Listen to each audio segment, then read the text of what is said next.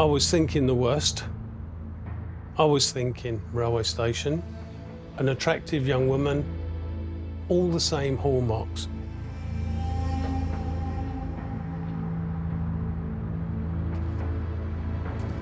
There are some horrible similarities.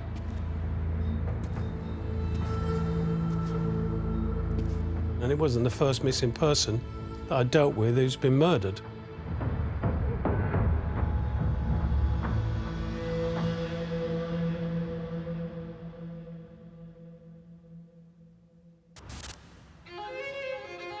On this railway footpath at Horsley in Surrey, a piece of nylon cord set in motion the last movements of a 15-year-old schoolgirl.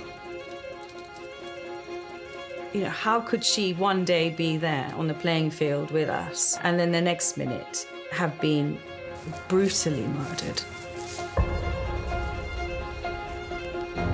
Single females, late at night, stripped, an item of their clothing is forced into their mouth as a gag. Nobody knows for certain, but this is very probably the last place where Alison Day was seen alive. Whoever has done this, there's a degree of pre-planning, of calculation. This guy's not going to stop now, is he? Because people like this don't stop. Detectives were certain she was the third woman to die at the hands of a sex attacker stalking the railways. We have now got a serial killer on our hands. What evidence was there? No forensic evidence, no fingerprints. Things that we take for granted now, CCTV, DNA. Back in the 80s, they didn't exist. He was given the inquiry with instructions to basically close it down. Where on earth do we go from here? What do we do? Oh my God, there were 2 men involved. They have to be taken off the street. The killer has written us a letter.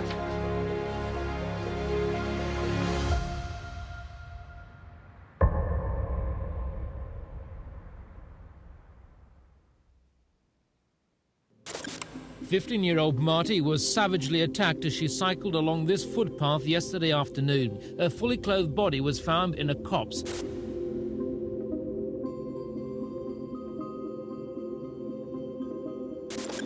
Alison's body was found by police frogmen making another search of the canal.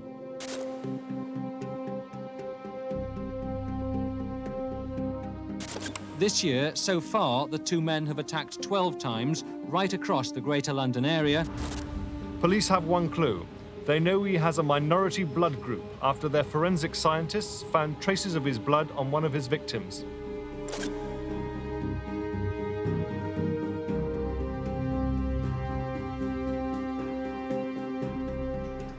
And it was a case of simply working through that list. They just went through them one by one.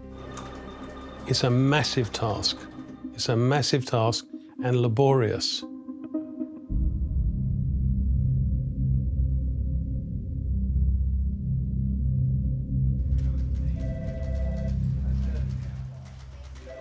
In the early 1980s, I was requested if I'd like to join something called the Heart Inquiry, which I found out was a series of rapes that had been happening in the Hampstead area. It's the biggest operation of its kind. Police have positively linked 23 attacks. They work together, usually in the evenings or in the night time. What you would find was there were 2 men involved, and one was noticeably taller than the other. The taller man was the more dominant and barked some orders around. You could see there was an element of planning involved.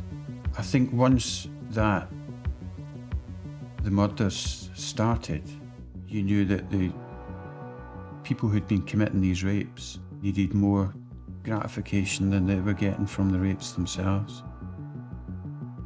Until they were caught, more people were going to die. The people who'd committed these had to be found ASAP.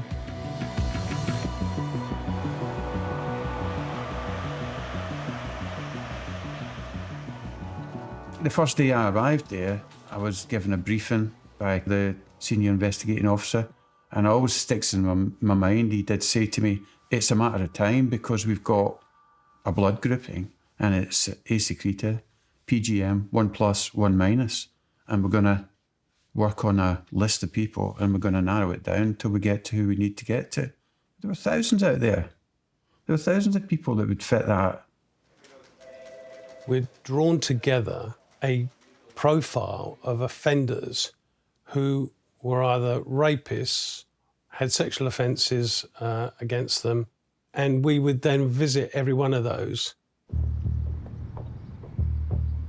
and try to ascertain their movements on the days of the various murders and rapes. So that's how we identified the 3,000 plus that we were going to interview. And these were called the Z men.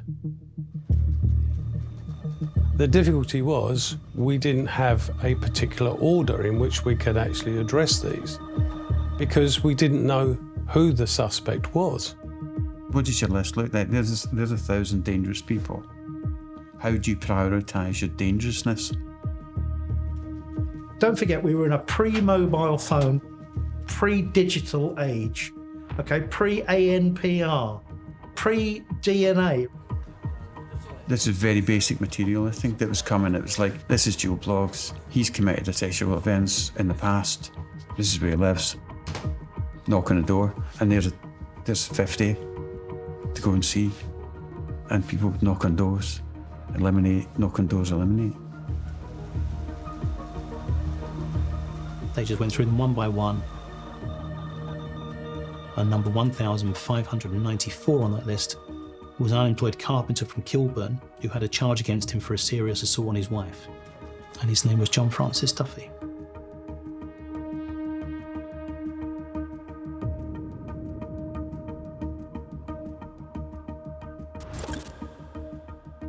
John Duffy was in there, so he would get people going round to try and knock on the door, have a quick chat, take a swab, have a chat with him, talk about his movements, and either eliminate or implicate in some way. John Duffy was evasive. Whenever anybody went to try and interview him, he would find a way of never being in. At the time, though, there were so many people on the list, they would just move on to another person. There were so many people to be seen. He was just one of a number of people. There's a real pressure to catch them, but also there's a sense of optimism in some way that someone with that blood grouping will be caught at some stage, but how many people suffer in the meantime? With any offence where the perpetrator is a serial offender, there's always the thought of, where is this person going to strike next?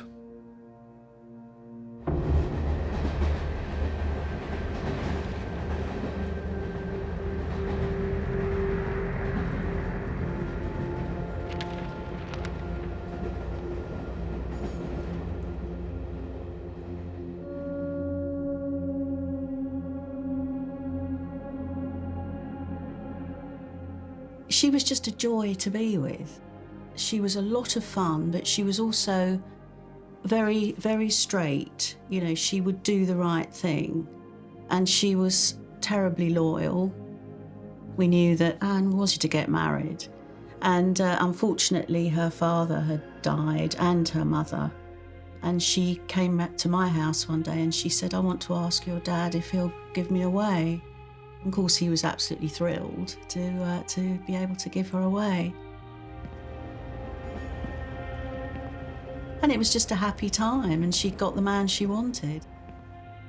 They went on honeymoon, and then it was probably a week after that, if that, she went missing.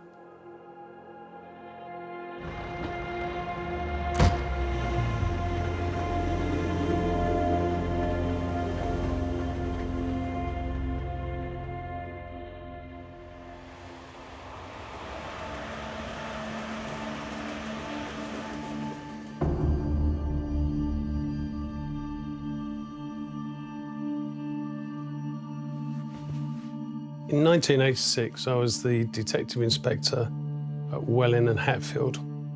And it was on the 19th of May that I was on duty. A young lady's gone missing. She'd recently been married. They'd been back a week from honeymoon. and had taken the train down to London to go to work. She left the office at 8:30 p.m. Her husband Lawrence got home and she wasn't there. So Lawrence drove straight down to Brookmans Park railway station. He watched the train come in, and Anne didn't get off that train.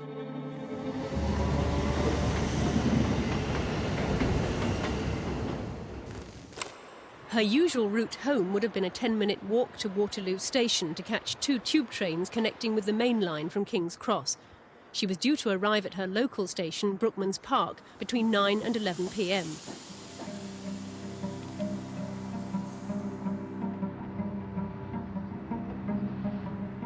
Brookmans Park railway station is in the commuter belt, and during times of commuters, it's very busy. But after 8 o'clock at night, it becomes a very desolate place. 2 men have been seen in the vicinity.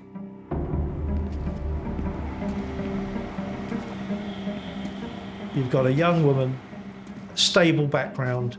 Everything around her disappearance was ringing alarm bells. Something sinister has happened to her. She's been taken.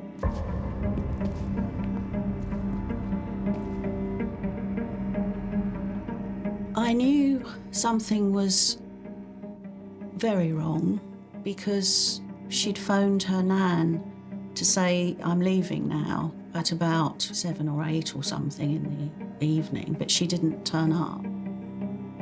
It was not Anne to not let people know where she was. Particularly the loyalty she had to her nan. If she knew she was coming home, she was coming home. Nobody went to bed or anything. We just spent the night driving around looking for her. Very worrying.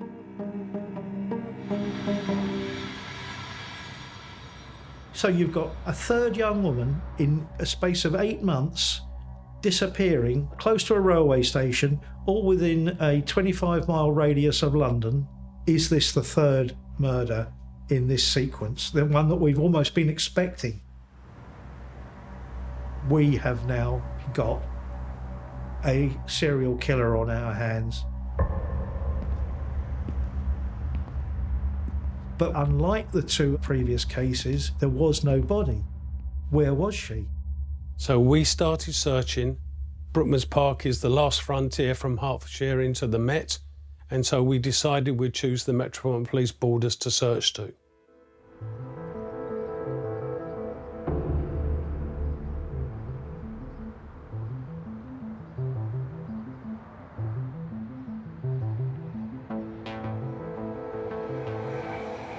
There were 5 teams of 6 officers and a sergeant and an inspector on each team.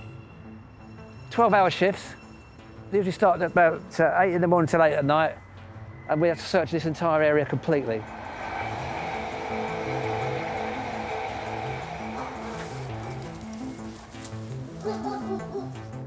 So we had to cut through the whole thing. All these bushes had to be trimmed right back with the machetes we had.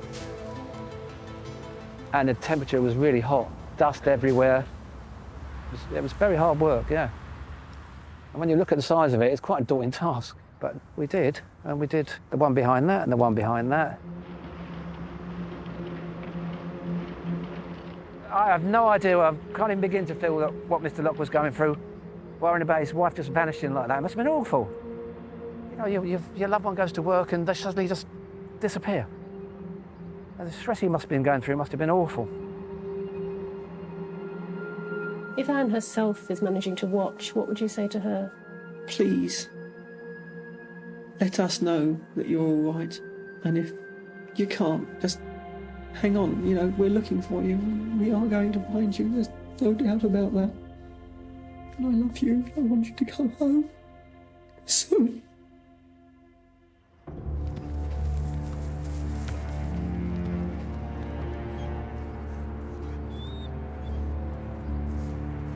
My brain's saying, well, where is she? Because we were literally working towards the borders with the Metropolitan Police and we still haven't found her. We did 6 2.5 weeks of searching. The chance of her being alive after a passage of time was very, very slim. When she didn't turn up from work, well, I said to one of the DIs, if she was on the back of the train and got off, was taken up the track, people getting off the train would look forward. You very rarely look behind you when you get off a train. And that's in fact what happened. She came along this path here, over the road bridge, and up into the undergrowth the other side, where she was murdered.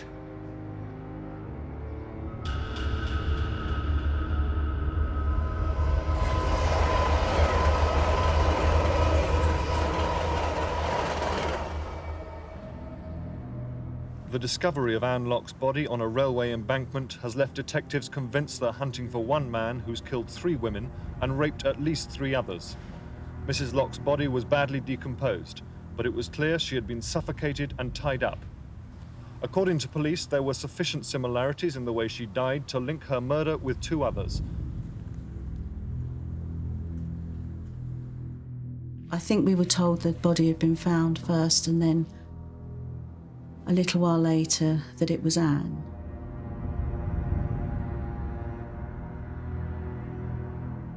I just walked down the garden and just sat at the end, at the bottom of the garden, just numb, really. Just shattering.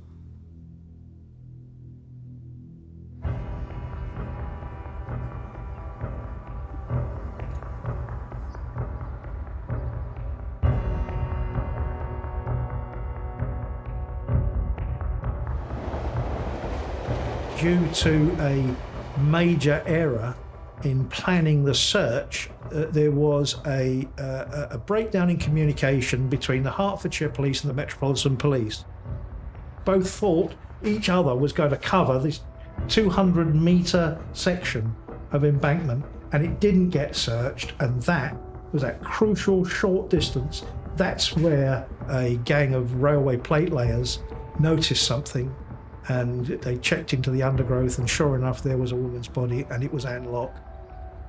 That 9-week delay had huge consequences in the outcome of the investigation. At that point of actually finding the body, my heart dropped because I'm thinking, why didn't we find her, and why didn't we find her earlier? Imagine how far forward we would have been if we'd have found Anne's body within a week. The body had deteriorated significantly, that any chances of recovery of any samples was reduced to nil.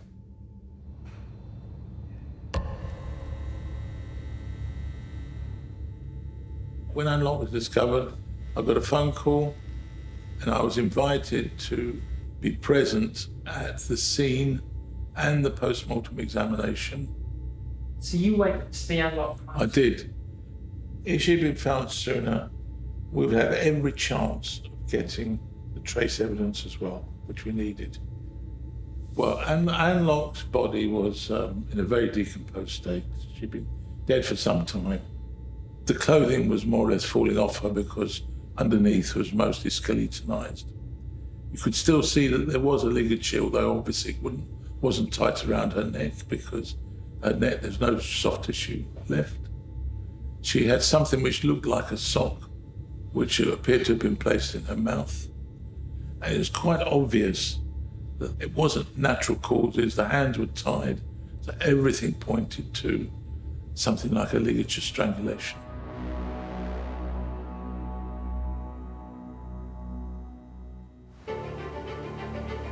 At this point of the discovery of Anne Locke's body, we started to move into, this is a serial killer. This is a person who's hunting women around railway stations. Within hours, all of our investigation had moved with feed-ins from both Surrey, the Maartje Tamboezer case, and East London, the Alison Day case. And the whole thing was joined together in what was probably the biggest coordinated investigation since the Ripper.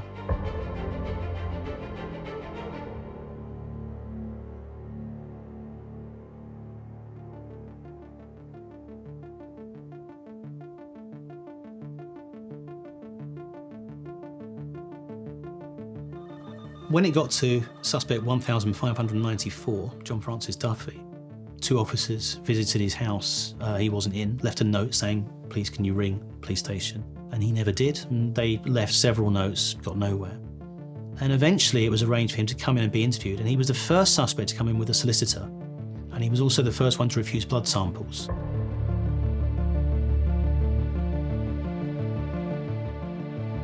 I was at the office on one morning, and 2 of the astute detectives came in and said, "Governor, we saw this guy last night, we didn't like him one bit. He was very, very evasive. He's got these laser-like eyes," which was something that had been brought up when we've interviewed the victims of the rapes, that one of the rapists had got these particularly piercing eyes. His name was John Duffy. So we went straight in to see the superintendent, and it was agreed that they would make some inquiries surrounding John Duffy. He'd attacked before. That's how we had his ACE secretor sample. Duffy's behaviour was definitely something that made us, as a team, very suspicious. I was also aware that John Duffy had turned up at Hampstead at some stage, saying he'd been attacked and lost his memory. So the officer rang me and saying, "You won't believe this, but last night, after we'd interviewed him, the same man, John Duffy, goes into the police station, says he's been attacked. He's been slashed across the chest with a sharp instrument. He's been punched. He says that he's lost his memory. They took him to his home address. He didn't recognise his mum or dad or the dog. And basically, he's now in Free and Barnet Hospital in mental care." Of course, they go to Fry and Barnet, find he can't be spoken to, he's been sectioned. They just have to play a waiting game.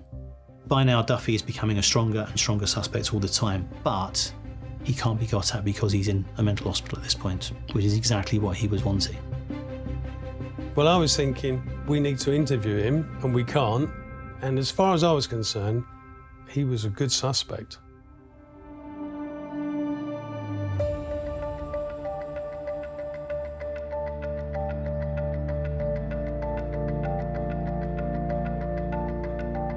John Duffy has got a question mark to him, but we've still got another lot of Z-men to get through, and we're still going to continue in that investigation.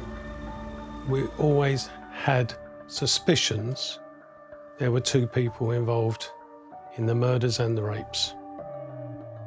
The police had a whole series of rapes that were now being linked to a series of murders. There was huge pressure on them to stop this, to find who was doing it. And so the police at that time were prepared to look at stuff that maybe was only in the experimental stage, but it was worth a try. Let's give it a try, you know? What's to lose? Police were very interested in psychological profiling at this time. It was at the really at the kind of inception of this idea that criminal psychologists could look at the facts behind a series of crimes and make some accurate predictions about the nature, the character, the psychology of the person involved in it. From the study of the behaviour of criminals, and to build a sort of mathematics around that will allow us to give some hint of the most likely area or series of areas in which an individual may be living. David Kent was probably the first criminal profiler in the UK.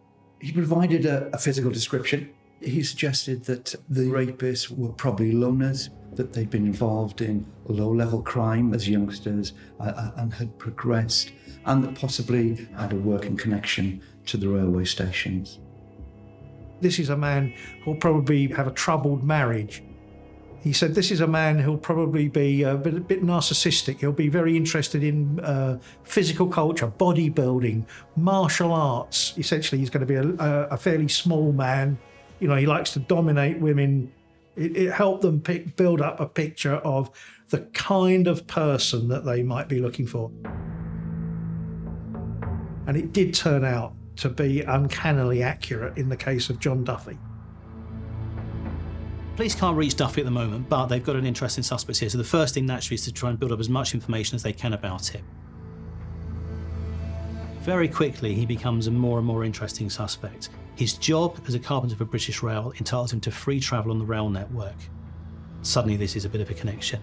Secondly, Duffy's hobby, his obsession, is martial arts. That's where the tourniquet connection actually came from. The police found that for the dates of the attacks, and particularly for the murders, they were either unaccounted for or they were annual leave days from his work, or days when he was certified sick. So suddenly, this becomes a very, very interesting suspect indeed.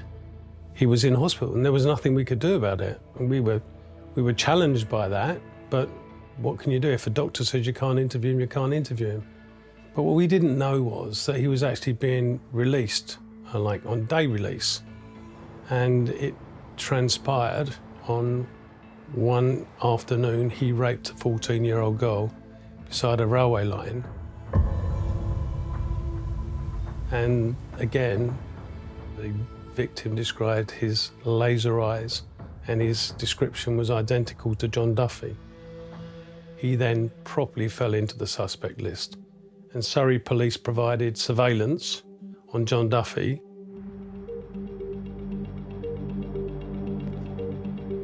The surveillance operation on Duffy goes on for about 3 weeks.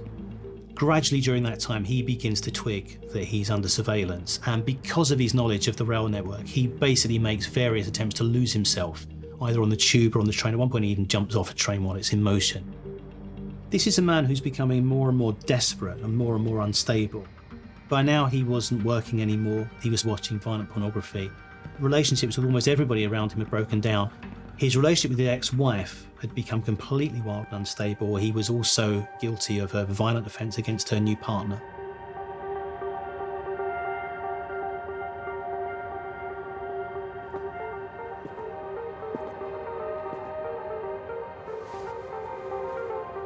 Finally, the team pick him up again, back by the railway line adjoining where the previous attack had taken place.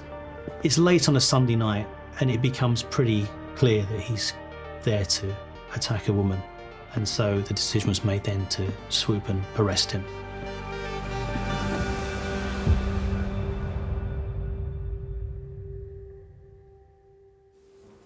The man was arrested after one of the biggest operations ever mounted by police. Thousands of people have been questioned. All the killings happened near railway lines or stations.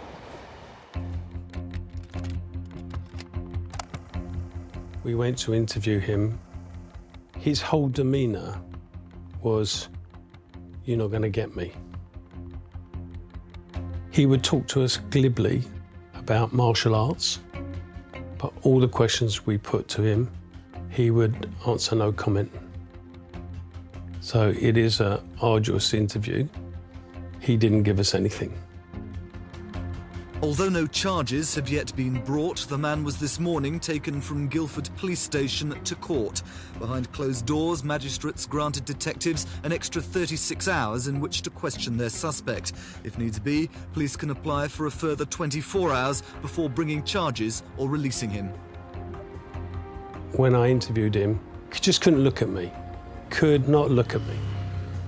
He displayed a lot of facets of somebody who's guilty, but knew they couldn't break their story. I wasn't there.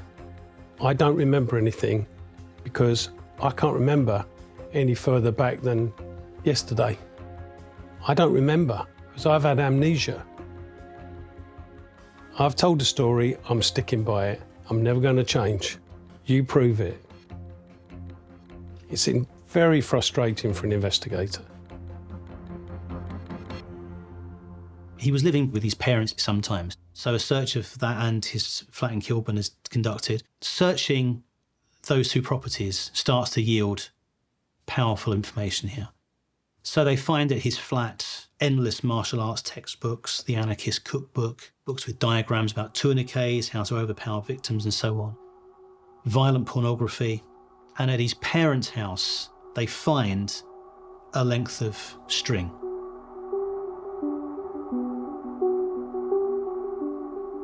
It's a strange paper-based string, which when it's analysed turns out to be something called somyon.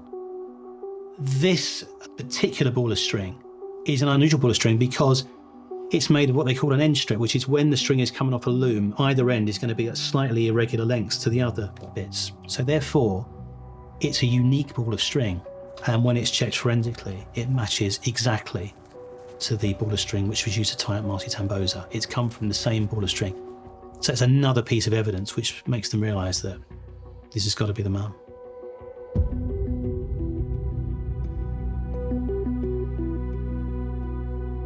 Having met him, having read all the statements, gathered the evidence, presented a case ready for interview, I was convinced he was quite capable of a murder and those rapes.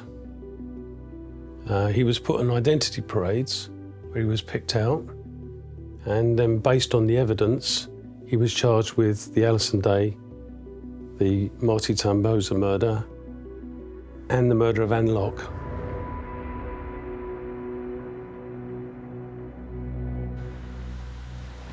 Duffy used his knowledge of London's rail system to shrewdly plan his rapes and murders. He's accused of starting a 2.5-year trail of attacks. In December 1985, it's alleged that Duffy moved further out to Hackney Wick and turned from rapist to murderer. There was always something in the back of my head, and many detectives, that John Duffy didn't act alone on the murders, and we knew he didn't act alone on the rapes. In the rape statements, there were 2 men. There's always something that worried me about Maartje Tamboezer's murder, and the man running up to a train that was described didn't look like Duffy. And there was also something that disturbed me about the disappearance and murder of Anne Locke, when there was a witness that said they'd seen 2 men tugging at the sleeves of a woman.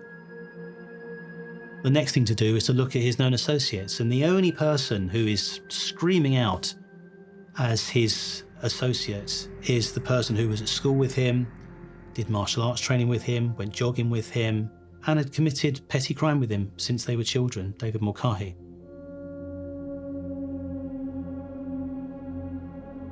Duffy and Mulcahy went to school together. They grew up together and they were both bullied at school, which drew them together in a stronger bond. We know that they were committing offences as youngsters, as teenagers.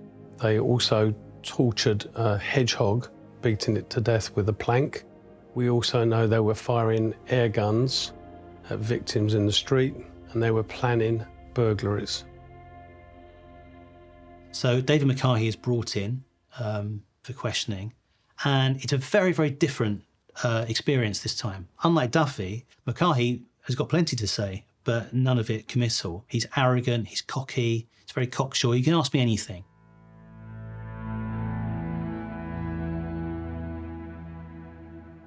He denied any involvement. He said that he hadn't been out with Duffy for a long time. We, as a result of interviewing John Duffy's wife, know that David Mulcahy was still in contact with him. They would go out together. You think there is definitely 2 people involved in these offences.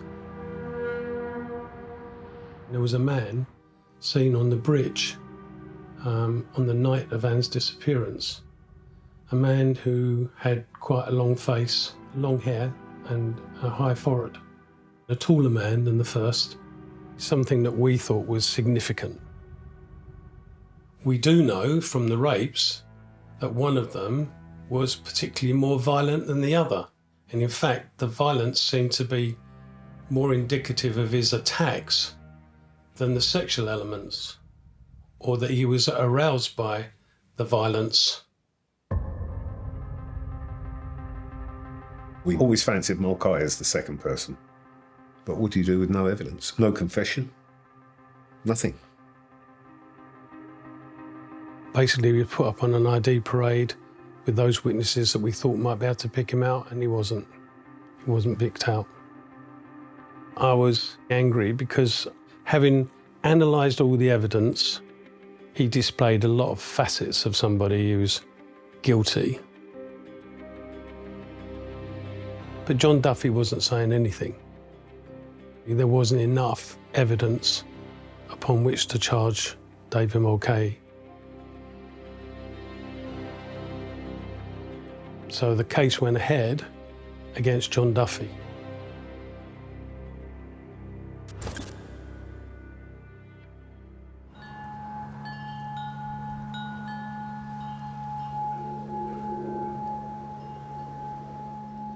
We couldn't have a funeral for a little while because they had to keep her for a while.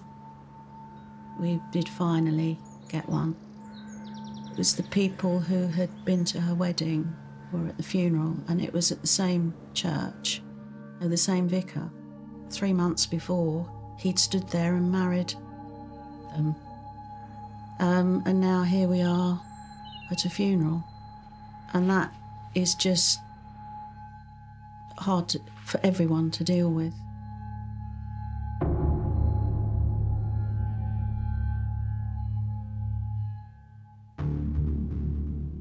I was pleased that we'd identified Duffy.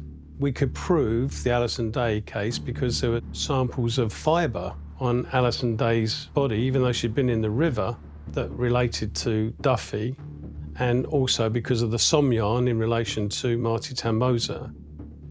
But I was still a bit bereft that because of the deterioration of the body, there wasn't sufficient evidence against Anne Locke, although the full evidence was being sort of joined together of the 3 murders to support the Anne Locke case.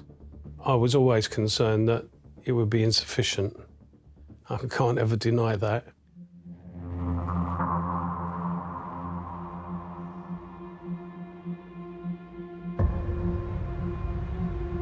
Prosecution counsel Tony Hooper QC has just started outlining details of the killings to the jury. He started with the case of Alison Day. He said she was strangled with her own clothing.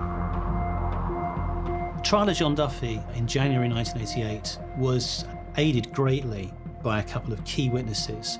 One of them was Duffy's ex-wife, who came forward and presented to the court the catalogue of crimes against her during her marriage and how the marriage had actually been a journey from Duffy being, in her words, a nice person to becoming a complete maniac and a sadist.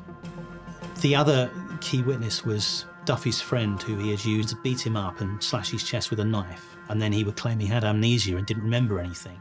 That destroyed Duffy's amnesia alibi. Mr. Hooper said that Duffy had set the assault up and his claim of memory loss was a sham. He said Duffy was a cold, calculated man who knew what he was doing. I was at the Old Bailey when John Duffy went on trial. You know, he was quite measured. When he was asked any questions, he was almost timid. Only a handful of his rape victims, and maybe only 4 or 5, give evidence. It would have been an ordeal. There was tremendous bravery shown. I can't even begin to imagine how traumatic that would be for them. Lawrence Locke, Anne Locke's husband, was accompanied to court by his father. In fact, one of the police officers told his father to probably wait outside, not go into the gallery, because the evidence was going to be disturbing. In the witness box today, her widower was asked by defence counsel David Farrington if he was given rather a hard time by police. Mr. Locke replied, "In my opinion, yes." Later, Mr. Justice Farquharson intervened to say he had been passed a message saying Mr. Locke's father had collapsed outside the courtroom. Mr. Locke, who slammed down his statements and dashed out, pale and distressed, was given a police escort. His father had collapsed with a heart attack in the foyer of the Old Bailey. His father was rushed to hospital but was dead on arrival. And while Lawrence Locke was away at the hospital, it was then that the judge made the decision to not continue with the Anne Locke side of the investigation. Today, Mr. Justice Farquharson told the jury he believed there was insufficient evidence to bring in a guilty verdict in respect of Anne Locke. The judge said the prosecution claimed the manner of her death was so similar to that of the other women, it must be the same man. He said that could not be justified, and he'd be asking the jury to find Duffy not guilty of Anne's murder. I remember being told that, and I was pretty devastated. I understood how the judicial system works. I knew because of double jeopardy that we couldn't ever charge Duffy with the murder of Anne Locke again. I was in my car and I heard it on the radio, and I had to pull over quickly just to sort of let it sink in. That was difficult to deal with because our Anne hadn't got any justice, it felt like.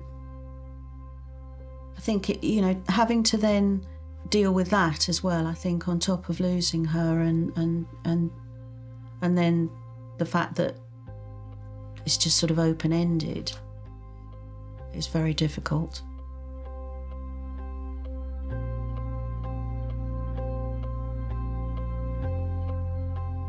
This morning he sent them out to consider verdicts on 13 counts. He said the brutal and callous killings of 19-year-old Alison Day and 15-year-old Maartje Tamboezer were bound to provoke strong reaction. But the jury had to approach the cases coldly and clinically. At the end of the trial, John Duffy was found guilty of a number of rapes. The judge said he had never seen one man brought before him charged with so many rapes and murders. He was found guilty of the murder of Alison Day. He was found guilty of the murder of Maartje Tamboezer. But he was found not guilty on the murder of Anne Locke. I do remember there being some quite low-key mutterings of approval from the public gallery, but I don't remember him reacting. I sort of got the impression that I thought there was almost an acceptance by him of his situation. And I think that he knew that this was the end of the road and in many respects the end of his life.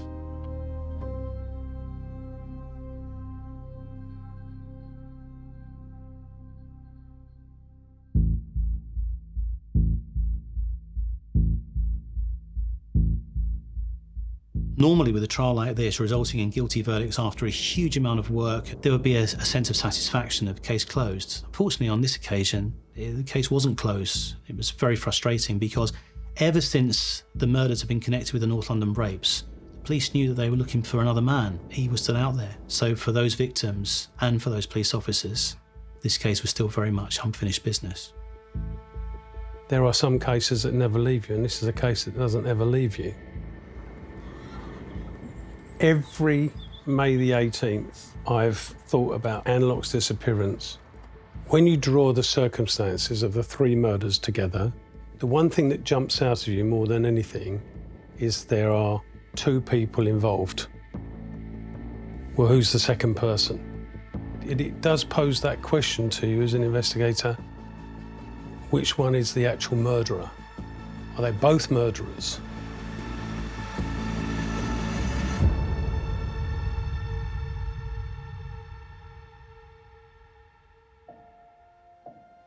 After Duffy was arrested, charged, convicted, Mulcahy thought, they haven't got anything on me.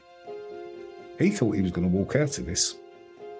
They are calling it a revolutionary new technique, DNA testing that can individually profile a suspect to 1 in 1,000 million. We searched store cupboards, attics. Did they have something tucked away? We didn't want Mulcahy to find out about it because he had been quite happily getting on with his life for some years. If this is going to work, we better get this right because these people are going to go through hell all over again. The journey ahead of us was momentous. It's massive.